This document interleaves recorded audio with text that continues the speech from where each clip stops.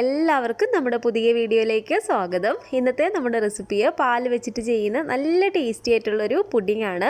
പാലും കുറച്ച് ചേരുവകളും മാത്രം ഉണ്ടെങ്കിൽ വളരെ കുറഞ്ഞ സമയത്തിനുള്ളിൽ നമുക്ക് തയ്യാറാക്കിയിട്ട് എടുക്കാൻ പറ്റുന്ന ഒരു ഡെസേർട്ടാണ് കേട്ടോ ഇത്. അതുപോലെ തന്നെ കുട്ടികൾക്കാണെങ്കിലും വലിയവർക്കാണെങ്കിലും ഒരേപോലെ ഇഷ്ടപ്പെടുന്ന ഒരു പുഡിംഗ് ആണ്. അപ്പോൾ നമുക്കിത് എങ്ങനെയാണ് തയ്യാറാക്കുന്നതെന്ന് ഒന്ന് നോക്കാം. ഈ ഒരു വീഡിയോ ഇഷ്ടപ്പെടുവാണെങ്കിൽ മറക്കാതെ തന്നെ ഒരു ലൈക്ക് ബട്ടണും കൂടെ ഒന്ന് ക്ലിക്ക് ചെയ്യണേ.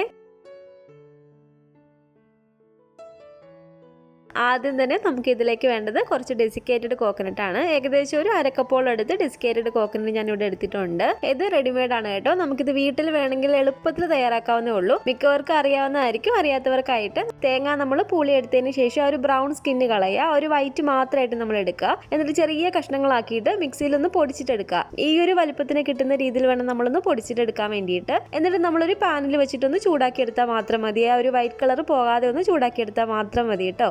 അങ്ങനെ വേണമെങ്കിൽ നമുക്ക് വീട്ടിൽ വേണമെങ്കിൽ ഇത് ഉണ്ടാക്കാം, അല്ലെങ്കിൽ റെഡിമെയ്ഡ് ഇതുപോലെ ഡെസിക്കേറ്റഡ് കോക്കനട്ട് നമ്മൾ വാങ്ങിച്ചാലും മതി. ലാസ്റ്റ് നമുക്ക് ഇതൊന്ന് റോൾ ചെയ്തെടുക്കണമെങ്കിൽ ഇതുപോലെ ഒരു സ്ക്വയർ ആയിട്ടുള്ളൊരു പാത്രം എടുക്കുക, അല്ലെങ്കിൽ നമ്മൾ എപ്പോഴും സാധാ പുഡിങ്ങിനൊക്കെ എടുക്കുന്ന കൂട്ട് ഏതെങ്കിലും ഒരു പാത്രം എടുത്താൽ മതി. ഈ ഒരു പാത്രത്തിലേക്ക് കുറച്ച് ഡെസിക്കേറ്റഡ് കോക്കനട്ട് ഇതുപോലെ നമുക്കൊന്ന് വെതറി കൊടുക്കാം. ആ ഒരു പാത്രത്തിന്റെ എല്ലാ ഭാഗത്തും ആകുന്ന രീതിയിൽ വേണം നമ്മൾ ഇതുപോലെ ഒന്ന് വെതറി കൊടുക്കാൻ വേണ്ടിയിട്ട്.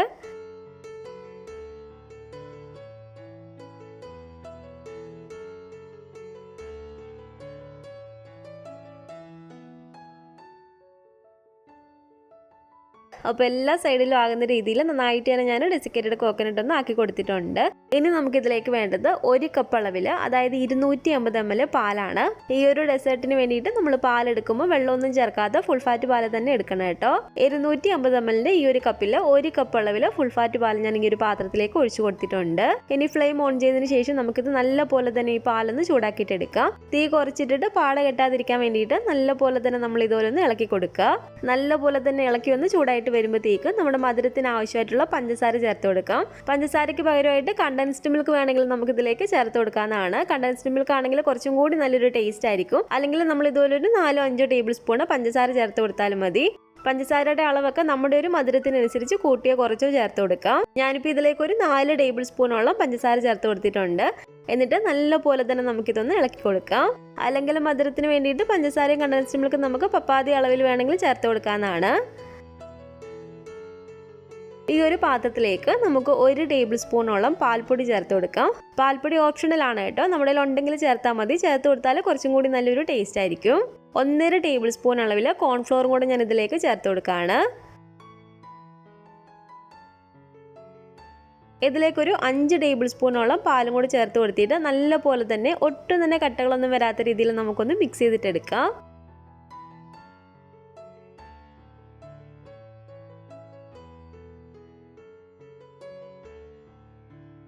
ഒട്ടും തന്നെ കട്ടകളൊന്നും വരാത്ത രീതിയിൽ നല്ല പോലെ ഇതുപോലെ ഒന്ന് മിക്സ് ചെയ്തതിന് ശേഷം ചൂടായിട്ട് കിടക്കുന്ന ഈ ഒരു പാലിലേക്ക് ഒഴിച്ചു കൊടുത്തിട്ട് നല്ല പോലെ തന്നെ ഇതുപോലെ ഒന്ന് ഇളക്കി കൊടുക്കുക. ഈ ഒരു സമയത്ത് നമ്മൾ തീ ഒന്ന് കുറച്ച് തന്നെ വെച്ച് കൊടുക്കുക കേട്ടോ. പെട്ടെന്ന് തന്നെ നമുക്കിതൊന്ന് കുറുകി കിട്ടുന്നതാണ്. ഇതിപ്പോൾ കണ്ടില്ല, ഒരു കോൺഫ്ലോറിൻ്റെ ഒരു മിക്സ് ചേർത്തപ്പോഴത്തേക്കും തന്നെ പെട്ടെന്ന് തന്നെ നമുക്കിതൊന്ന് കുറുകി വരാൻ തുടങ്ങിയിട്ടുണ്ട്. ഒരു 1-2 മിനിറ്റും കൂടെ തീ കുറച്ചിട്ടിട്ട് നല്ല പോലെ തന്നെ നമുക്കിതൊന്ന് ഇളക്കി കൊടുക്കാം. തീ കുറച്ചിട്ടിട്ട് ഏകദേശം ഒരു 2 മിനിറ്റോളം ഇതുപോലെ നമ്മൾ നന്നായിട്ട് തന്നെ ഇളക്കിയതിന് ശേഷം ഇതിലേക്ക് നമുക്ക് ഒരു 1/4 ടീസ്പൂൺ അളവിൽ വാനില എസൻസ് ചേർത്ത് കൊടുക്കാനാണ്. ഇതുപോലെ 1/4 ടീസ്പൂൺ അളവിൽ വാനില എസൻസ് കൂടി ചേർത്ത് കൊടുത്തിട്ട് നല്ല പോലെ തന്നെ ഒന്ന് മിക്സ് ചെയ്തിട്ട് എടുക്കുക. അപ്പോൾ ഇതാണ് കേട്ടോ ഇതിൻ്റെ ഒരു കറക്റ്റ് പരുവം. ഒരുപാട് അങ്ങ് കുറുകി അങ്ങ് പോരുത്. നമ്മൾ നേരത്തെ ഡെസിക്കേറ്റഡ് കോക്കനട്ട് വെതറി വെച്ചിരിക്കുന്ന ഈ ഒരു പാത്രത്തിലേക്ക് നല്ല ചൂടോട് കൂടിയിട്ട് തന്നെ നമുക്ക് ഈ ഒരു മിക്സ് ഒഴിച്ചു കൊടുക്കാം.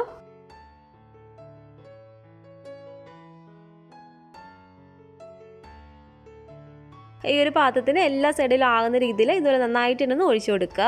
അപ്പോൾ ആ ഒരു പാലിൻ്റെ ഒരു മിക്സ് എല്ലാ സൈഡിലും ആകുന്ന രീതിയിൽ നന്നായിട്ട് തന്നെ ഞാനൊന്ന് ഒഴിച്ചു കൊടുത്തിട്ടുണ്ട്. ഇതിന് നമുക്കൊരു 15-20 മിനിറ്റ് നേരത്തേക്ക് പുറത്ത് തന്നെ വെക്കാം കേട്ടോ. ആ ഒരു ചൂടൊന്ന് ആറി അതൊന്ന് സെറ്റായി കിട്ടാൻ വേണ്ടിയിട്ടാണ്. അപ്പോൾ ആ ഒരു സമയം കൊണ്ട് നമുക്കിതിലേക്ക് കുറച്ച് ക്രീം ഒന്ന് ബീറ്റ് ചെയ്തിട്ടെടുക്കാം. ഞാനിതിലേക്ക് ഒരു 1/3 കപ്പ്, അതായത് ഒരു 1/4 കപ്പിൽ ഒരു 2 ടേബിൾ സ്പൂൺ കൂടുതൽ വിപ്പിംഗ് ക്രീം എടുത്തിട്ടുണ്ട്. അപ്പോൾ 1/3 കപ്പ് നല്ല തണുത്ത വിപ്പിംഗ് ക്രീം ഞാൻ ഈ ഒരു പാത്രത്തിലേക്ക് ഒഴിച്ചു കൊടുത്തിട്ടുണ്ട്. എന്നിട്ട് ഈ ഒരു ക്രീം നന്നായിട്ട് തന്നെ നമുക്കൊന്ന് ബീറ്റ് ചെയ്തിട്ട് എടുക്കാം. ഞാനിപ്പോൾ ഇവിടെ എടുത്തിരിക്കുന്ന വിപ്പിംഗ് ക്രീമിന് മധുരം ഉള്ളതാണ് കേട്ടോ. അതുകൊണ്ട് നമുക്ക് ഈ ഒരു ക്രീമിലേക്ക് പഞ്ചസാര ചേർത്ത് കൊടുക്കേണ്ട ആവശ്യമില്ല. നിങ്ങൾ എടുക്കുന്ന വിപ്പിംഗ് ക്രീമിന് മധുരം ഇല്ലാത്തതാണെങ്കിൽ നമ്മൾ അതിലേക്ക് പഞ്ചസാര പൊടിച്ചിട്ട് ചേർത്ത് കൊടുക്കേണ്ടതാണ്. ഇത് കണ്ടില്ലേ, ക്രീം നന്നായിട്ട് തന്നെ ഞാനൊന്ന് ബീറ്റ് ചെയ്തെടുത്തിട്ടുണ്ട്. ഇനി ഈ ഒരു ഡെസേർട്ട് കാണുമ്പോൾ നല്ലൊരു ഭംഗിക്ക് വേണ്ടിയിട്ട് ഒരു 2 ഡ്രോപ്പോളം റെഡ് ഫുഡ് കളറും കൂടി ചേർത്ത് കൊടുക്കുകയാണ്. ഇത് ഓപ്ഷണലാണ് കേട്ടോ. നിങ്ങൾക്ക് ആ ഒരു കളർ വേണമെങ്കിൽ വൈറ്റിൽ തന്നെ ചെയ്യാവുന്നതാണ്. ആ ഒരു കളർ ഒന്ന് മിക്സ് ആവുന്ന രീതിയിൽ ഒന്നും കൂടെ ഒന്ന് ബീറ്റ് ചെയ്തിട്ട് എടുക്കുക.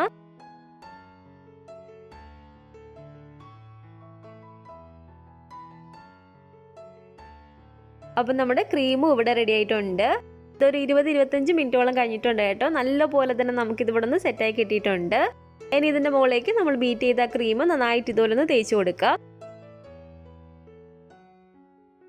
ഫുള്ളായിട്ട് കവർ ആവുന്ന രീതിയിൽ നല്ല പോലെ തന്നെ ക്രീം ഇതുപോലെ ഒന്ന് തേച്ച് കൊടുക്കുക കേട്ടോ. പിന്നെ ഒരു പ്രത്യേക കാര്യമുള്ളത്, ആ ഒരു ലെയർ പുഡിങ് നന്നായിട്ട് സെറ്റ് ആയതിനു ശേഷം മാത്രം വേണം നമ്മൾ ഇതുപോലെ ക്രീം തേച്ച് കൊടുക്കാൻ വേണ്ടിയിട്ട്.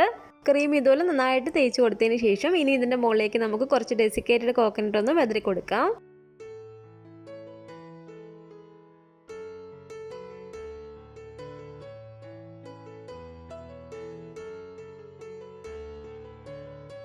അപ്പോൾ ഇതിന് നന്നായിട്ടൊന്ന് തണുപ്പിച്ചതിന് ശേഷം നമുക്കിത് സെർവ് ചെയ്യാവുന്നതാണ്.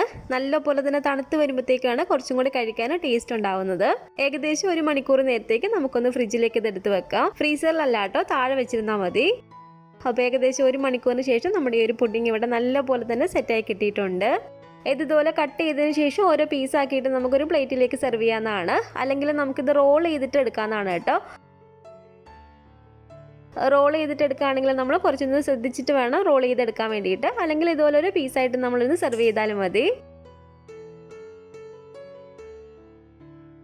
അപ്പോൾ നല്ല ടേസ്റ്റി ആയിട്ടുള്ള വളരെ എളുപ്പത്തിൽ നമുക്ക് ചെയ്തിട്ടെടുക്കാൻ പറ്റുന്ന ഒരു പുഡിംഗ് ആണ് കേട്ടോ ഇത്. നിങ്ങളിത് ഒരു തവണയെങ്കിലും ഉണ്ടാക്കി നോക്കുക കേട്ടോ. വളരെ എളുപ്പമല്ല നമുക്കിത് തയ്യാറാക്കാൻ വേണ്ടിയിട്ട്. അത്ര ടേസ്റ്റി ആയിട്ടുള്ള ഒരു പുഡിംഗ് ആണ്.